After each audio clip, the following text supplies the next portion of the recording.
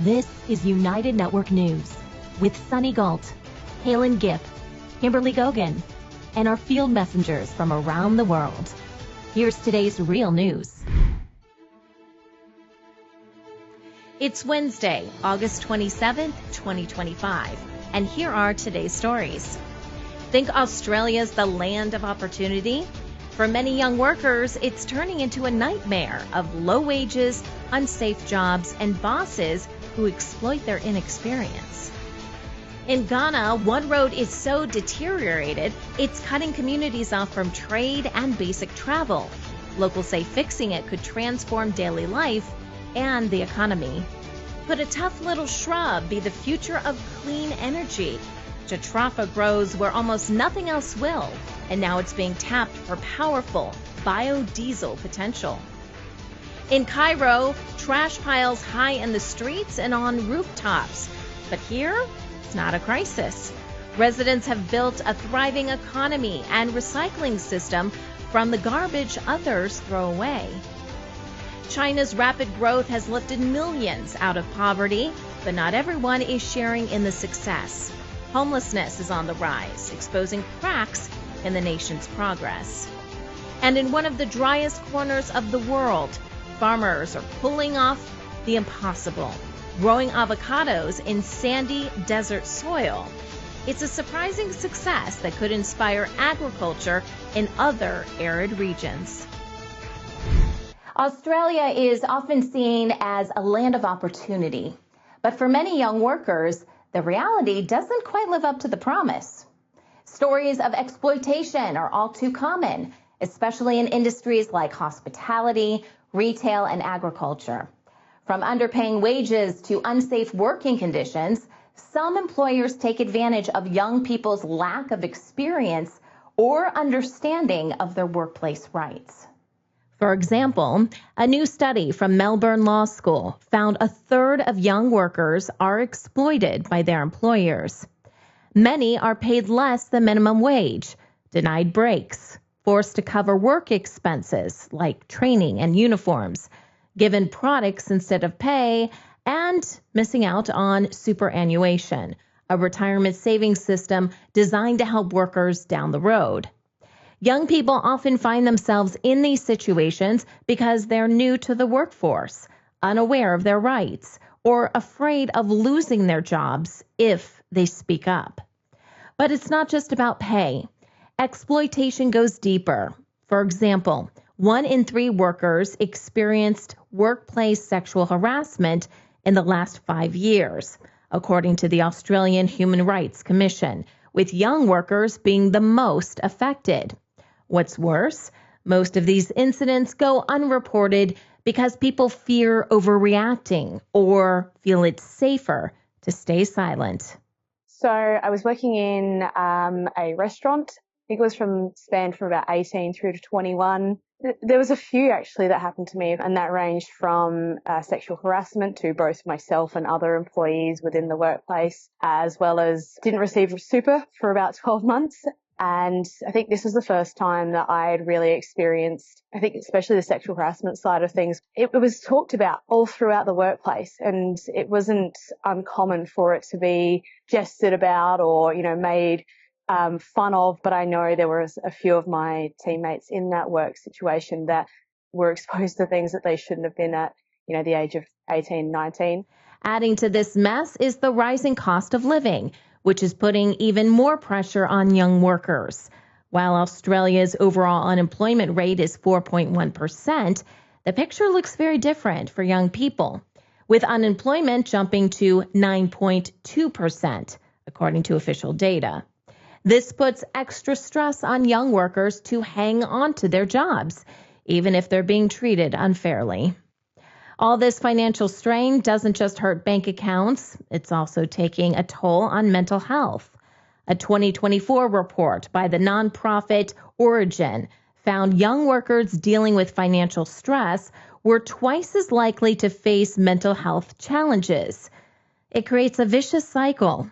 Financial stress harms mental health, which then makes it harder to focus on education or work, keeping young people stuck in a tough spot. It's no surprise all this stress and pressure is leading to burnout for many young workers. You said about half of us are experiencing burnout in the last 12 months, but young people have led the trends, which I initially found quite surprising. So young people had the highest rates. Those are workers under the age of 30, so those with the shortest tenure in workplaces. But then we think about it, there's a lot going on for young people in Australia right now. There's a whole compounding series of things that are affecting people, cost of living, and particularly affecting young people. Cost of living, lots of change, housing affordability, loneliness is on the rise amongst young people. So I think all of these things are also adding to that sense of burnout. So what can young workers do? Knowing your rights is a good place to start. The Fair Work Ombudsman, a government agency, offers free advice and resources to help workers understand workplace laws in Australia. They investigate complaints, take legal action against dodgy employers, and even provide tools like an online pay calculator to make sure you're being paid what you deserve. It's worth checking out if you feel something isn't right at work. A main road in Ghana has been neglected for years, making it difficult for locals to travel or move goods. UNN Field Messenger Desmond highlights the poor condition of this vital road. Good morning, good afternoon, good evening, wherever you are. My name is Desmond, reporting from Ghana West. I'm standing between two roads, and this road here leads to Abofo, and this place also leads to Chichire. Yeah, let me turn the camera. This place leads to Chichire. This is Chichire Abofo Road. A road that have been abandoned by the government, where he's not able to fix it. And if you see, a car cannot move from here to the other end, and we are suffering a lot. We want the government to fix this road for us, because the way that the road has spoiled, in fact, when it gets time to a rainy season like this, we suffer before we cross from one village to another village, or from one town to the other town. We suffer a lot. So we are urging either the government or the GIA to come in aid to assist us, so that we will be able to fix this road forever and ever. There's a vehicle coming, and if you look at it, the vehicle cannot even move. My name is Desmond, reporting from Ghana West, a field messenger for United Network News. Thanks for watching me. Jatropha, a resilient shrub traditionally used for lamp oil and soap, is now being grown for biodiesel. UNN Field Messenger Ade examines its benefits and future possibilities. Hello viewers, this is Ade, Field Messenger for United Network News, reporting from Ibadan, Oyo State, Nigeria. This report will show you how Jatropha plant is cultivated as a seedling and how the seeds are harvested. Jatropha cultivation is being promoted at the commercial level by the Association of Jatropha Farmers, Processors and Marketers of Nigeria. Jatropha is a drought-resistant plant.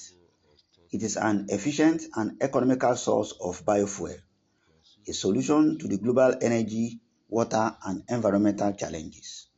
The seeds are processed to produce oil. This oil can be used immediately as fuel additive in all manner of engines and domestic appliances that uses fossil fuel.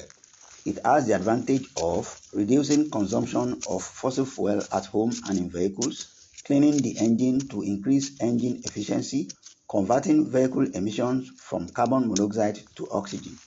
Jatropha seed is developed into seedlings in a nursery for a period of 3 months. Cultivation of the seedlings are usually done during the rainy season. The plant has the capacity to survive drought for 3 years without water. Here, as you can see, members of the association are transplanting the seedlings on a 50-acre land of the association. The way it is done is that the land is divided into portions depending on the number of persons to plant. Threads are used to line the field to ensure alignment of plants. The spacing between the plants is at 2 meters square.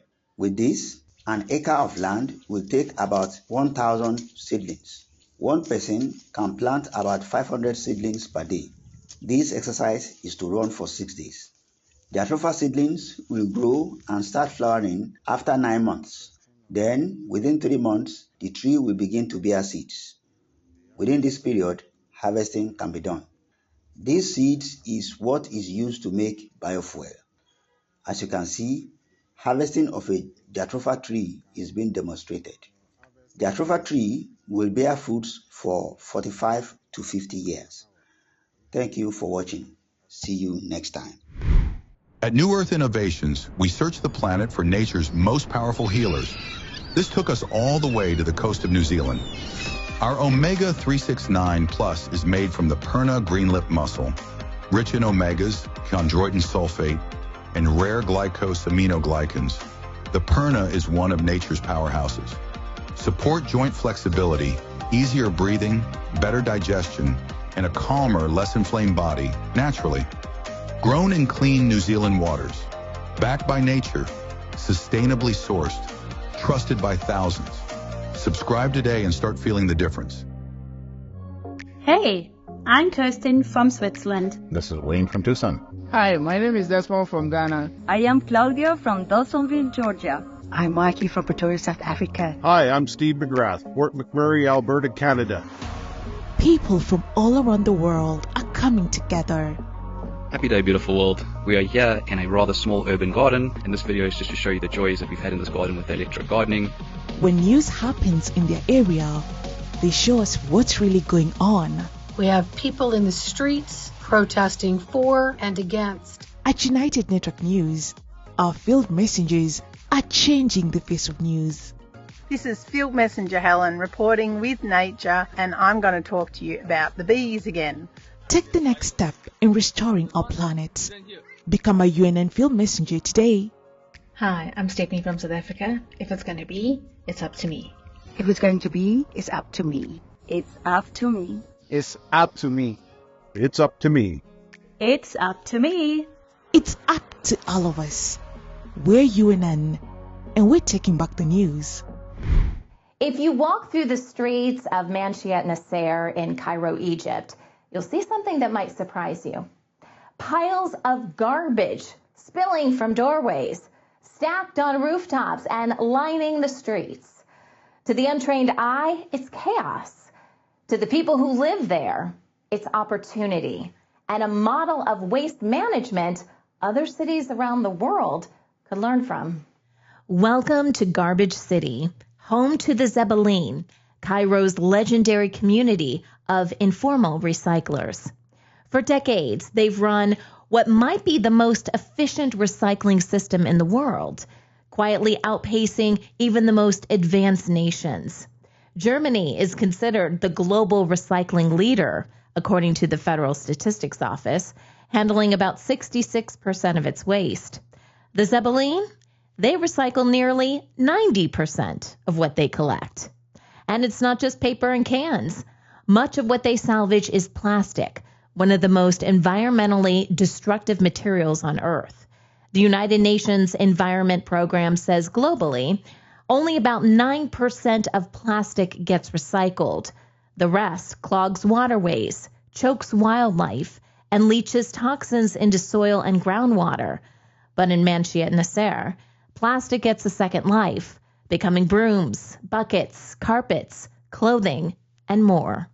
So all of the garbage here is collected from the city. People go out into Cairo, they grab it, they collect it, they bring it here. More than 90,000 people live in Garbage City, which is officially called Manishiat Nasser. The people who live here are called the Zabalin, who are mostly poor Christians who relocated here from Giza in the 1940s. Soon after that, the Zabalin became Cairo's informal garbage collectors. Today, about 90% of them live in self-built homes, often in slum-like conditions. They use donkey-pulled carts to collect trash across Cairo, bringing it back to sort at home. Children handle plastic, women manage cans, men focus on glass and metal, and they feed organic waste to pigs. The Zabalin recycle up to 85% of what they collect, which is much higher than the 25% average in Western countries. The Zabalin are recyclers, innovators, and environmental stewards. By reclaiming materials that would otherwise end up in landfills or be burned, they're cutting greenhouse gas emissions, reducing the need for new plastic and the fossil fuels that make it, and keeping Cairo's streets cleaner than they might otherwise be. The Zabalin thrive thanks to a powerful blend of economic incentive, skills passed down through generations, and strong community ties. The rewards are real. 1 ton of plastic can fetch around $860, and locals say unemployment here is virtually non-existent. As one recycler puts it, as long as the garbage keeps coming, we will always have jobs. Still, the Zabalin have faced challenges, like a failed 2003 government attempt to privatize waste collection with a European-style system that simply didn't fit Cairo's realities.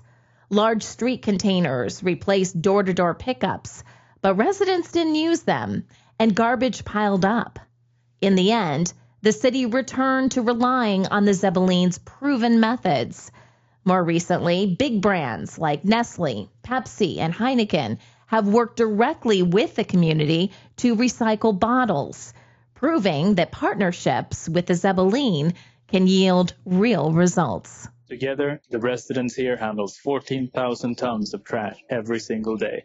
They collect, sort, recycle, and sell the materials to make a living for their families and neighbors. The garbage comes from all over Cairo, and without them, the city wouldn't stand a chance. 85% of the collected garbage is recycled, which makes this one of the most effective recycling facilities in the world.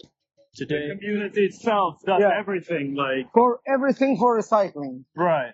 Yeah, as I told you, here in my community, they are able to recycling 90%. No any country around the world can do what we do. Yeah. Because city of recycling, the biggest around all the world. The Zabalin's success is more than a Cairo story. It's a model cities worldwide could adopt. In places where formal waste systems fall short, supporting informal recyclers can generate jobs, cut pollution, and protect public health. In Garbage City, waste becomes both income and environmental action, proof that even a single recycled item can help sustain livelihoods and safeguard the planet. Homelessness is a growing issue around the world, and China is no exception.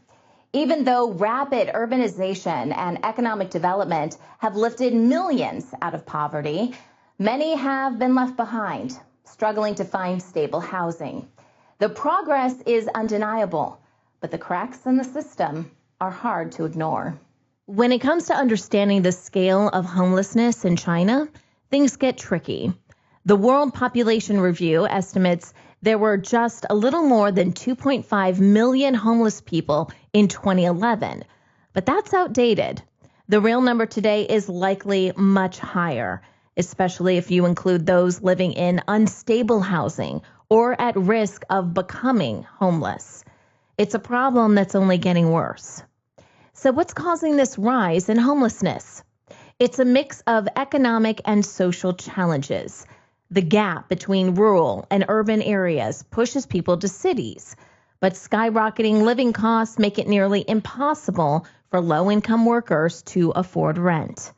On top of that, job instability and low wages leave many without secure housing. Even young graduates aren't spared. They're dealing with a tough job market and mounting financial pressures. While cities offer opportunities, They often trap migrant workers in low-paying jobs and unaffordable housing.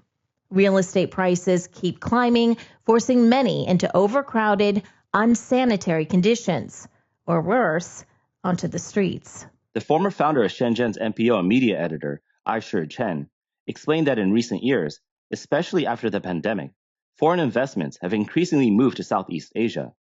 Private companies have shifted their operations to countries like India and Vietnam, causing massive layoffs, with many people losing their jobs and eventually ending up on the streets. In cities like Shanghai, fast food restaurants such as McDonald's have become temporary shelters for the homeless, providing a place to stay warm and dry. Abandoned buildings on the outskirts have also become hiding spots for the homeless. In Beijing, train stations, underground passages, and under overpasses are common spots for unemployed workers, petitioners, and young people who have fallen victim to fraud. Due to the household registration system, landlords are reluctant to rent to the unemployed, which exacerbates homelessness. Despite homelessness becoming more visible in China, there's still not much research on the topic, especially when it comes to homeless migrants. But a 2024 study using data from the China Migrants Dynamic Survey shed some light on the issue. It turns out most homeless migrants aren't just drifters. They're often educated, married, and temporarily employed. While they tend to cluster in developed coastal areas, some remote provinces also face high numbers of homeless migrants, many of whom live in rural regions. Beyond housing, jobs, and social support, these individuals also face social prejudice, which makes it even harder for them to integrate into urban life. So why don't we hear more about this? Well, it's complicated. You've probably come across the claim that there's no homelessness in China. It's a common statement online, but it's not exactly good news. It doesn't mean the problem's solved. It means it's being hidden. Homelessness is often kept out of sight through containment measures, forced removals, and strict control over what gets reported. In big cities, homelessness is present in a subtle but undeniable way.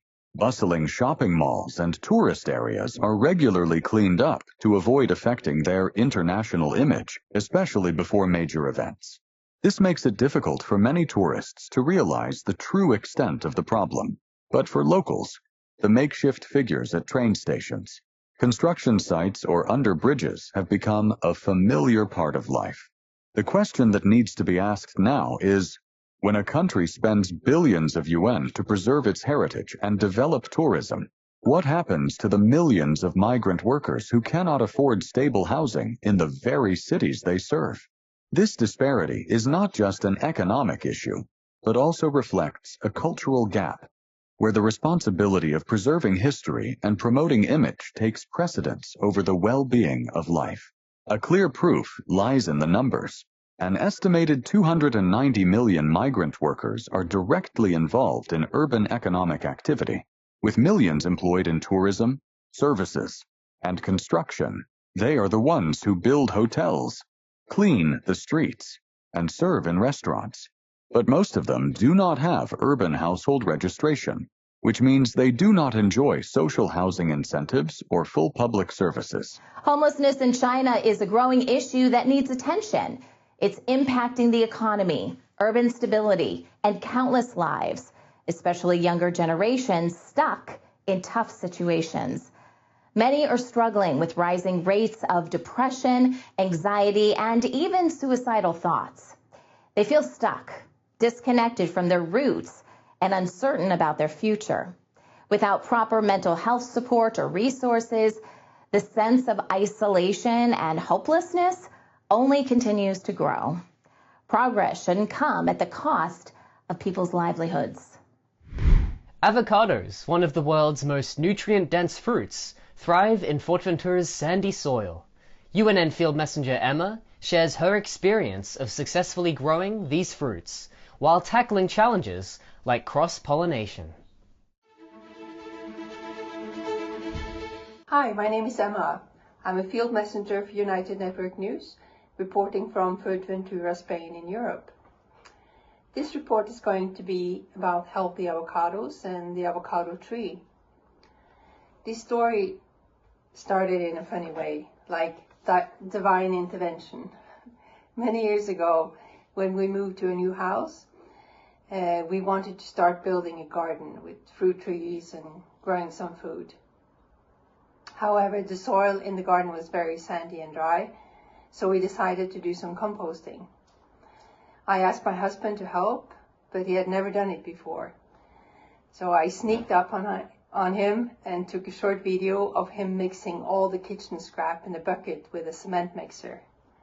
Needless to say, he made a real mess.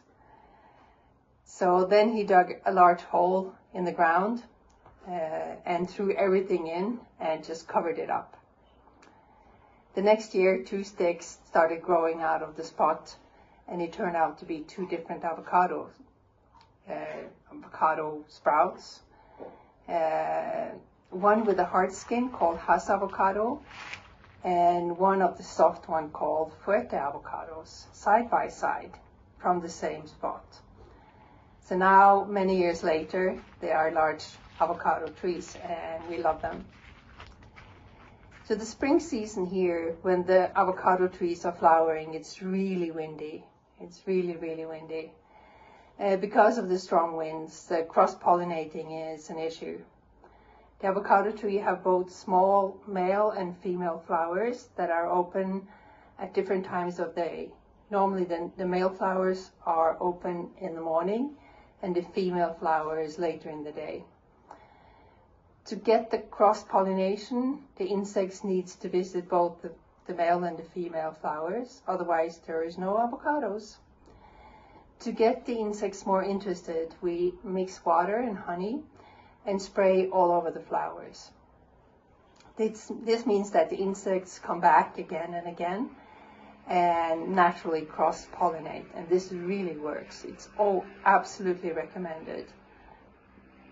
Avocados are one of the most nutrient-dense fruit, high in good fatty acids, high in protein, contains essential amino acids, vitamin E, vitamin B6, iron, plus fiber, which is really good. So the Fuerte avocado is one of the types of avocado we have. That is my favorite kind. It's not as famous as the Hass avocados, but it's very popular. The skin is smoother, thinner, has more of like a green shade, and the inside is also brighter green. What makes the Fuerte so good is the buttery texture and the mild flavor. The taste is not as strong and nutty as the Hass avocado, but some people really like it because it's lighter and easier to combine in food.